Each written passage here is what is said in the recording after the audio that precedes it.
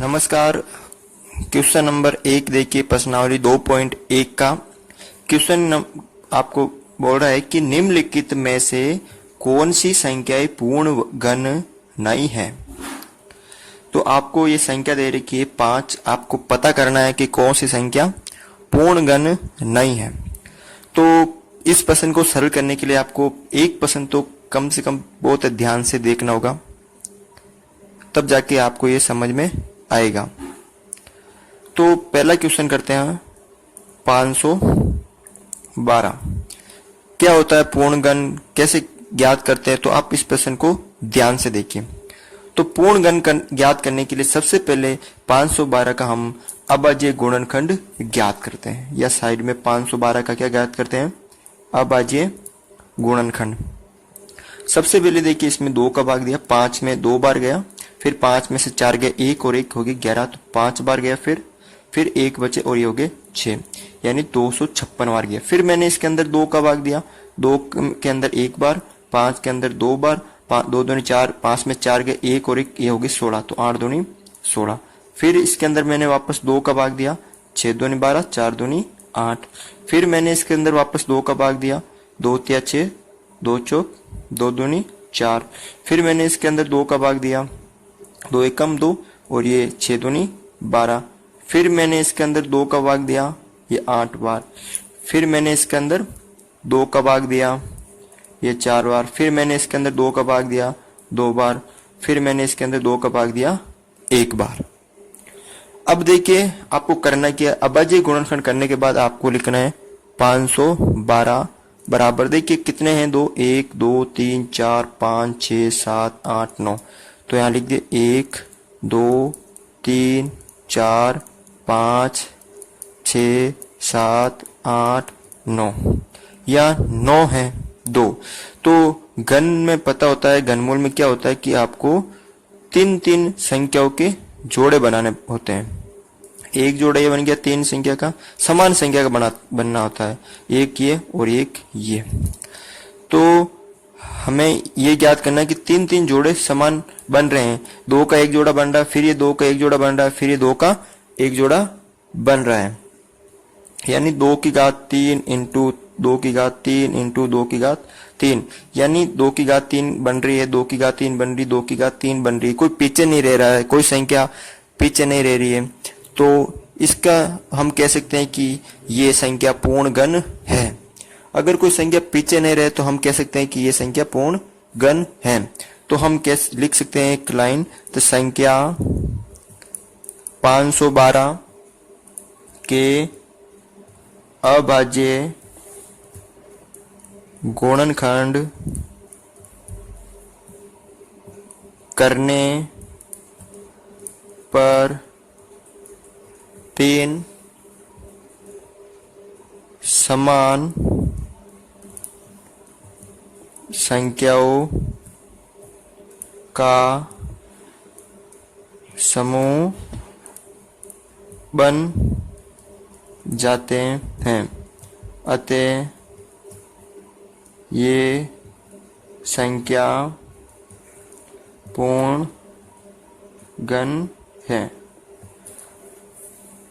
बस आपको ये लाइन जो मैंने लिखा ये पूरे प्रश्न में लिखनी है। इन पूरे प्रत्येक प्रश्न को जब हम सरल करेंगे तो ये लाइन लिखेंगे। मैं एक बार लिखा दी, बाकी आपको यहाँ संख्या चेंज करनी है। या जैसे यहाँ 512 है, मान लीजिए इसमें पूर्ण घन नहीं है, तो हम यहाँ लिखेंगे 512 के अभाज्य गुणनखंड करने पर, जैसे यहाँ 243 है तो लिखेंगे 243 के अभाज्य गुणनखंड करने पर 3 समान संख्याओं का समूह नहीं बन जा पाते हैं, अतः ये संख्या पूर्ण घन नहीं है।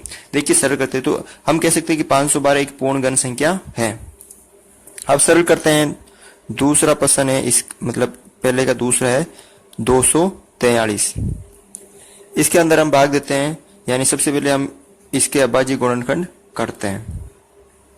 243, 3 का दिया 8 3 24, 3 1 कम 3, फिर 3 का दिया 3 दूनी 6 और 1 7 3 21, फिर 3 का दिया 9 ते 27, फिर 3 का दिया 3 तिया 9, फिर 3 का दिया 3 1 कम 3। तो यहाँ देखिए 243 कितने 3 आ रहे हैं, 1 2 3 4 5, यानी 3 इंटू 3 इंटू 3 इंटू 3 इंटू 3।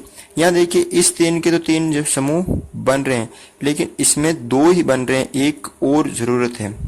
यानी 3 की घात 3 तो बन रही है और इसमें ये 3 की घात 2 बन रही है।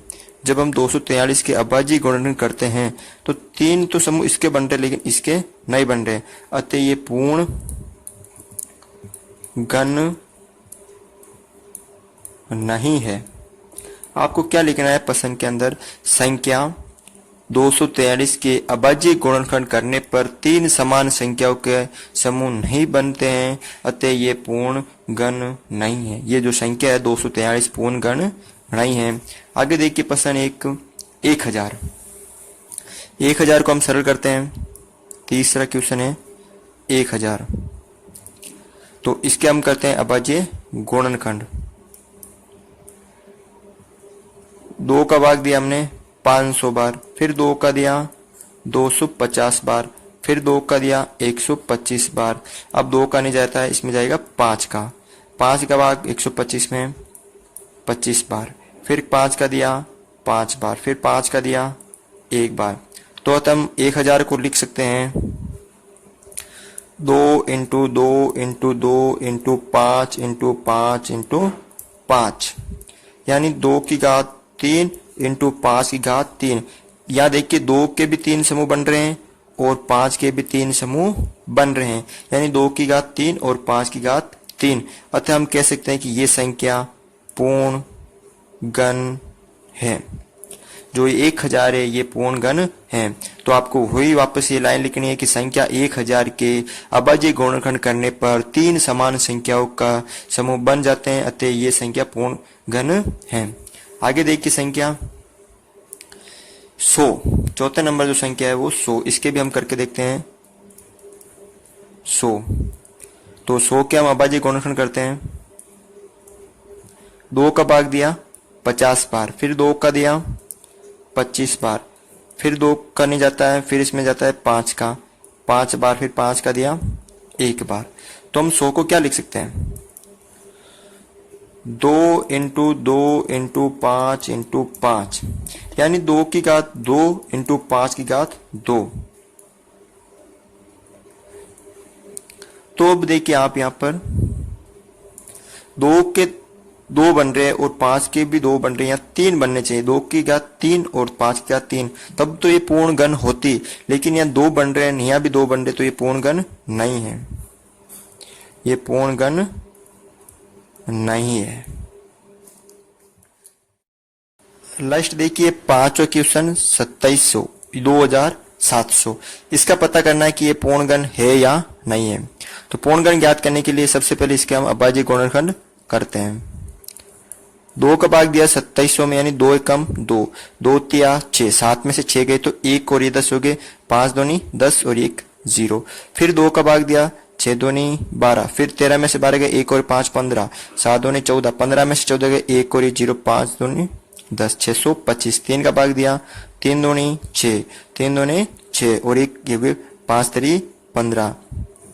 फिर इसके अंदर वापस 3 का दिया 7 3 21 और 1 ये हो गए 15, तो 5 3 15। फिर इसके अंदर वापस 3 का दिया 3 दूनी 6, 6 1 और 5 3 15। फिर 5 का दिया 5 एकम 5, फिर 5 का दिया ये 5 एकम 5। ये देखिए चले गए। अब इसके करते हैं हम 2700 के।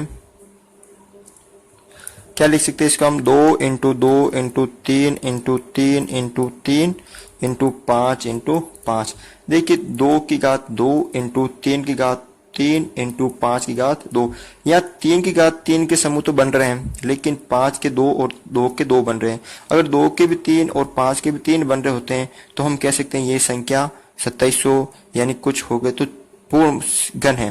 लेकिन यह समूह नहीं बनने के कारण हम कह सकते हैं कि संख्या पूर्ण घन नहीं है। अगर होते तो पूर्ण घन होती, अगर नहीं है तो नहीं है, तो अतः 2700 पूर्ण घन नहीं है।